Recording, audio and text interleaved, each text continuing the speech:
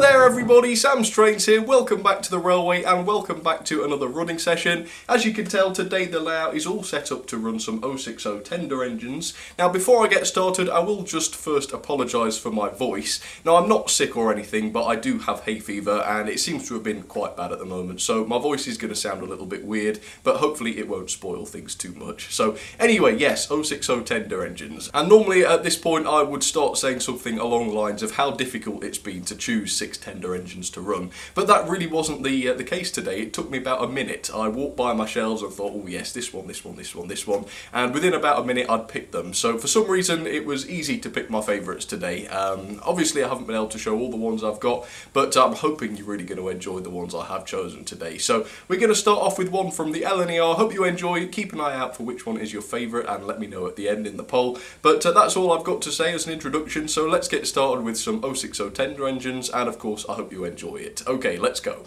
So here's loco number 1 of the day, and this is one of my absolute favourites. For some reason I don't run it as often as I do other engines, but I absolutely love it. It's just a fantastic model. It's the Hornby J15, it's got so much die-cast work on it and it runs so nicely. It really just is a top-notch model, so I couldn't not run her in here today, and as I say, she was definitely an easy choice. She's got just a small goods train, as you can see there, with an LNER brake van on the end there, and of course she's going to have to back out of these sidings, which should be interesting, so I'll just set these points, make sure they're looking okay for her, and I'll give her a try. So she's actually going to be running on the inside line today, so if I just get her backed out of here, we'll shunt her over onto the inside line, and once she's there, I'll give you a little bit of history of the J15. There we go. Okay, time to change some points then. Okay, see how she gets on these express points. Just open those both up and here she comes. And as you can see, she is just such a good runner. I can't express how highly I can recommend these. I mean, oh, look at that. And just no stuttering at all across those express points. And for a little 060 tender engine, that is impressive. Okay, so let me just change some odd points. This one needs to shut, these need to open. I think this hay fever has messed with my head a little bit. A bit confused today. Anyway, here she comes then, and she's number 7510, I believe. Looking lovely with those little wagons there. And once she's through, I'm going to shut this point again. And here's a little bit of history then on the beautiful little class that is the J15. So the J15 started life in 1883 on the Great Eastern Railway when they were built at Stratford Works to the design of T.W. Worsdale. The class was intended for mixed traffic and they were extremely successful too, so much so that they continue to be built for another 30 years. In total, 289 were built, although only one has been preserved. Now this particular example, number 7510, was withdrawn in 1956 and cut up during that same year, having served since 1900, so 56 years in service really isn't too bad.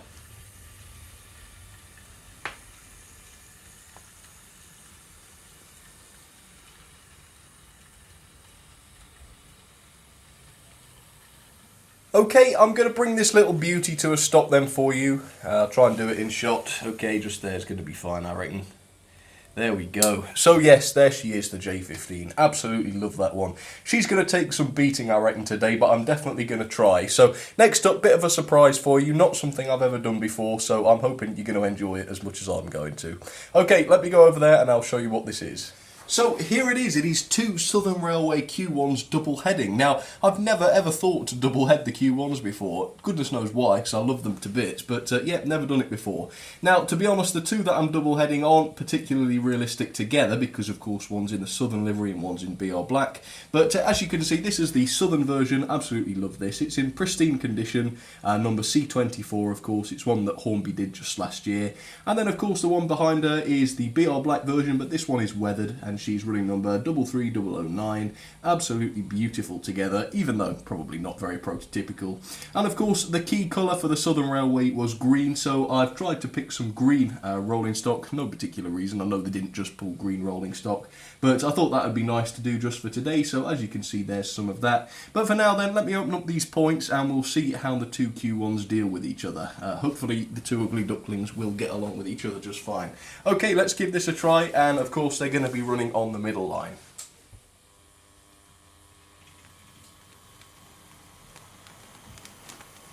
And I'm trying to keep most of the train short today, you know, to sort of make it realistic in comparison to the size of the engines. But of course, because this is a double header, I've made this one slightly longer, and obviously the Q1s were mightily powerful.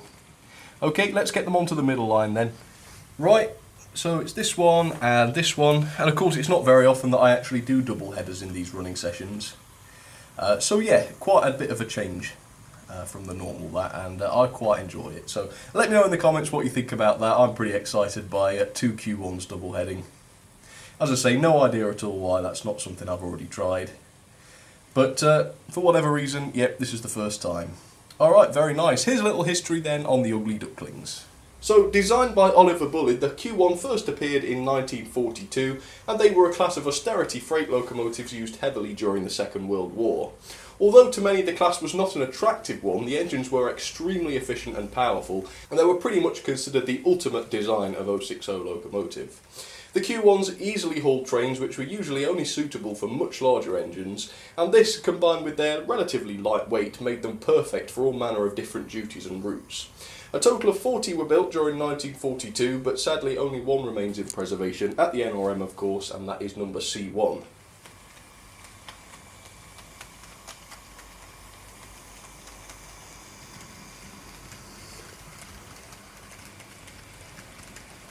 Alright, well, I love that one. Let me bring this to a stop so you can see them up close. There you have it then, the 2 Q1s, and I feel like I'm on a roll here, so let's pull out a third loco and we'll see if she can give these a run for their money. Let's try it. So everything so far has been Hornby, so I think it's time now to hear from some different manufacturers. And this little beauty here is from Oxford Rail. Oxford Rail released this just last year. It's an 060 from the Great Western, and of course it is the Dean Goods. And she's sitting here on the turntable, and you can see she's got some other rolling stock waiting for her on one of the other sort of turntable outputs there. That's probably not something that happened very often in real life, but I thought it might make for interesting viewing. So let's get this beautiful Oxford Rail Dean Goods onto the turntable then, and we'll get her coupled to her train. So let me just turn around the bridge, there we go. And let's carefully get her onto the turntable. And she's not going to be hauling tender first today, so I'm going to get her to spin all the way around, so let's do that. And yes, the turntable doesn't sound very healthy. But it never has, let's put it that way. There we go, a little bit of a time lapse there. Okay, let's get her back onto that train then. I don't know which direction she's going. There we go. Okay, I don't know how well that coupling will have gone, being that they're at such an angle, but I suppose there's only one way to find out. Oh no, she's got them. Okay, so it's pretty easy for her. She's just going to come straight out onto the outside line. So let's watch her go across the points, and fingers crossed that everything's okay. Nice and steady, and I've got to admit she's not a bad runner either. Not quite as good as the Hornby ones, but she's certainly not too bad at all. Okay, so she's now on the outside line. She seems to have gotten across those points just fine, so here's a little history on the Dean Goods. So, also known as the GWR 2301 class, the Dean Goods were introduced in 1883 to the design of William Dean for goods work on the railway. The class was produced for over 15 years, and during that time 260 of them were built. The class served for several years, and several were actually sent to France during the First World War, and by the time the Second World War broke out, many of the Dean Goods locos had been withdrawn, only to be dragged back into service when they were requisitioned by the War Department due to urgent demand of steam locos, presumably.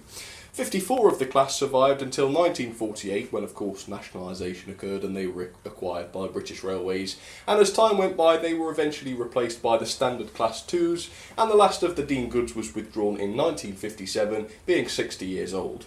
Only one of the class was preserved though, and the remainder sadly were scrapped. Well, the only problem is I'm really going to struggle to beat these now for the second half, aren't I? But never mind, let's get these running then. I would say all three, but it is four, of course, because we've got a double header. So there go the Q1s. I'm going to get those going a little bit quicker now. The Dean Goods is going a little bit faster than it was, and I will get the J15 going. Oops, no, forwards you come, love. You don't want to be reversing. There we go. Okay, let's have a running session with these three then. Oh, what beauties. No, I think it's the Q1s winning so far for me. I know they're ugly, but, well, I guess they're ugly aesthetically, but they've definitely got a lot of charm to them nonetheless, haven't they?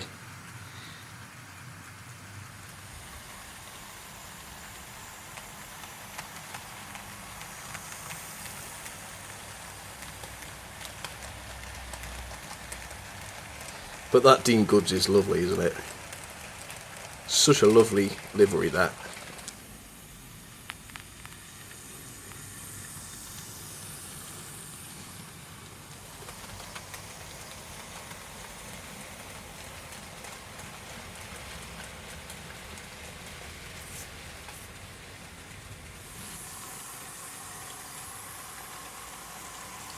I think that's the most horrible choice I've had to make, though, deciding which of these I like the best, because the J15's fantastic, so is the Dean Goods. Oh, it's hard.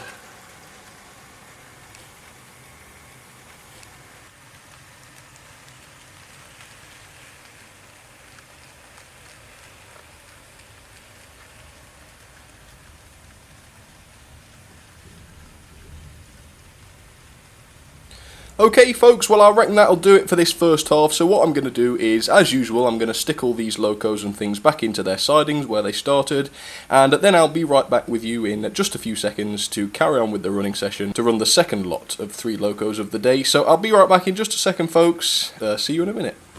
Okay, so the first 3 locos are back where they started, and as you can see there, the Dean Goods has gone back to the turntable. And now then for another Southern loco, and actually this is a loco that ran last year when I did an 060 running session, but I just couldn't resist running her again because she's so lovely.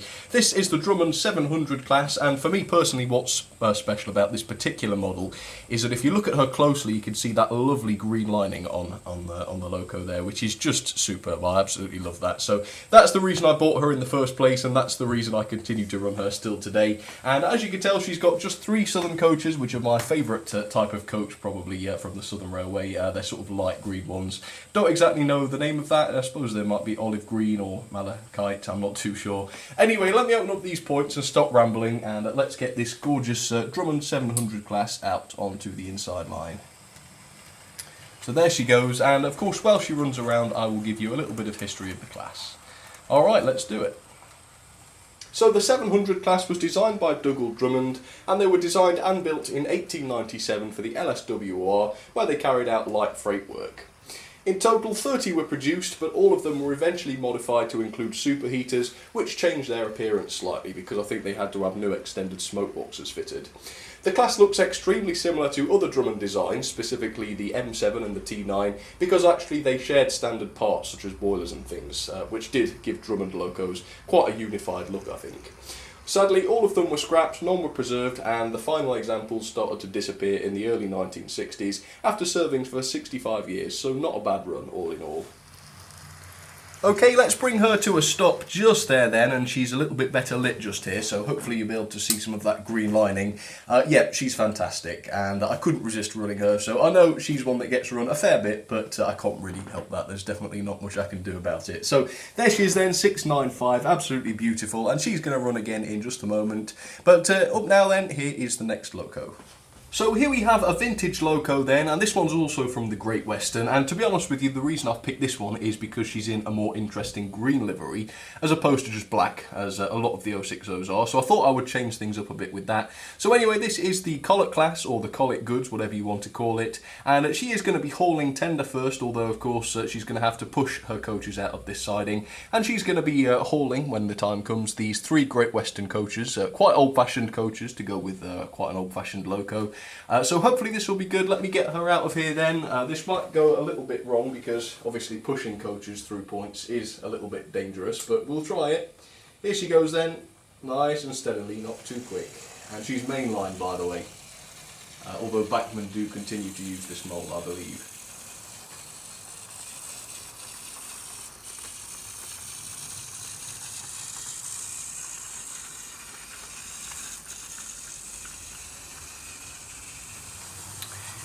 Yep, here she comes. Not a bad runner for a mainline actually. A lot of them do have running issues. Mine's not perfect, but she is okay. I think what I'm going to do is reverse her up this way and get that in. She has gone over these points, which I naughtily left open, but hopefully that won't matter too much. Otherwise you won't see her if I go across those points. Okay, so there she goes. We'll get her up to speed and shut the points this time. And of course I'm also going to want a swap controller so that she doesn't drop dead when I shut these points. So here's a little bit of history then on the Collet Goods, or the Collet class. So also known as the 2251 class, the Collet class was introduced in 1930 and they were produced for 18 years in total, and they were intended for medium freight duties. Now these quite closely resembled the Dean Goods class of locomotive that we looked at earlier, and which were designed by William Dean of course, but these had several modernised features such as the inclusion of tapered boilers. 120 of the class were produced, but only one has survived into preservation, and apparently it's currently in the SDR in Devon, and if you're interested I do have a video of that somewhere.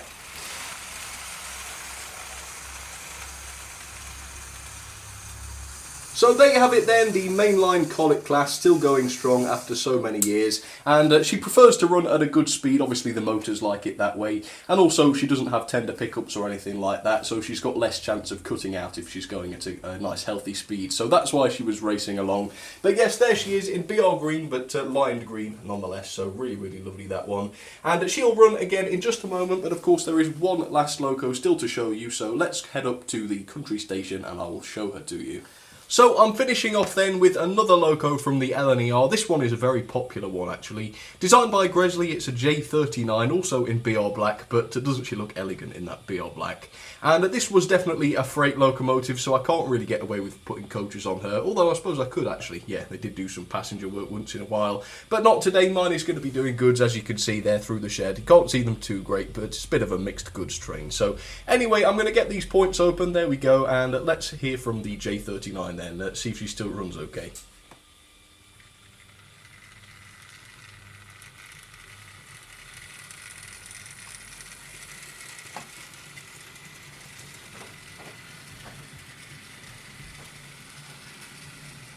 So the J39 was introduced in 1926 to the design of Sir Nigel Gresley, and it was one of few Gresley designs intended for medium freight work, although in reality of course the class did carry out passenger duties as well. A characteristic of the class was their very large driving wheels, which of course made them well suited to both of these different types of duties, and in total 289 were produced over about 5 years, and all of them survived into the BR period where they continued to work. Sadly though, none of them did survive this era, and they were all scrapped after their withdrawal in 1959.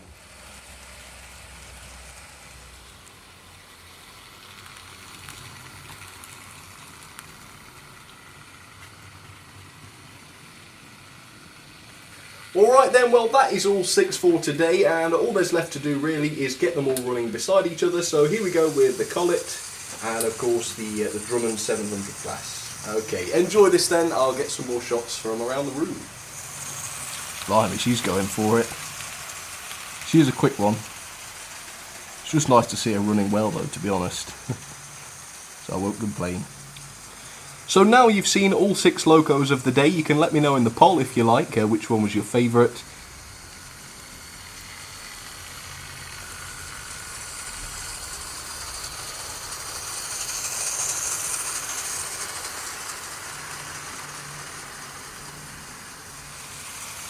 The Collet is very lovely too, obviously. I do actually have a more modern one, but it's a Bachmann one. Same tooling of course, same body, but it is in BR black, which is not quite as interesting as the green. At least not in this running session, but I will show her and probably even review her at some point if you'd like.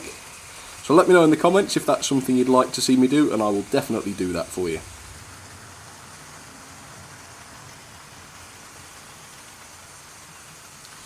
And I know the J39 is a very popular loco as well. A lot of people seem to like that one. I guess that's part of that the Gresley attraction. People always love Gresley locos. And of course they do, because they were incredible things a lot of the time. I think the J39 is a more unusual Gresley design, and that it wasn't extravagant and huge and for passengers so much as the others were.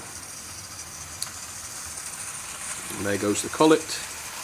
And I do have a different body that I put on her sometimes, and that one is the version I saw at the the South Devon Railway. There we go. I was going to say the Great Devon Railway. Never heard of that one before. Okay, well that is going to do it for the running then, but I will show you some more 060s just to finish with. So finally then, here are some honourable mentions. Got to choose them first. I hope there are going to be some. Yes, I can think of a few. Okay, let's get to it. Okay, just 3 honourable mentions to show you today then. So here's the first one of my favourite little 060s. This is the C-Class from the Southern Railway. I would have loved to have run her, though of course I did run quite a few Southern locos today, so I thought I would have to knock one off, and that's one of them. But then in the middle there, this is the 4F, again a really famous classic tender engine from the LMS. And of course I didn't really run any LMS 060s today, I don't think, so anyway, that one had to have a mention. And then finally, yet another one from the LMS. This is the Dealey 060, I think it's a 3F or something like that. Tender engine anyway, number 3775. Another lovely vintage loco. She definitely could have run today, but for whatever reason I didn't pick her. So there we go. Hope you enjoyed the running session, folks. Don't forget to like and subscribe if you haven't already. And of course, let me know in the comments which one you liked and why. And I've also included a poll so you can do it there too. But for now, folks, thank you very much for watching once again, and I will see you all very soon. Cheers, everybody.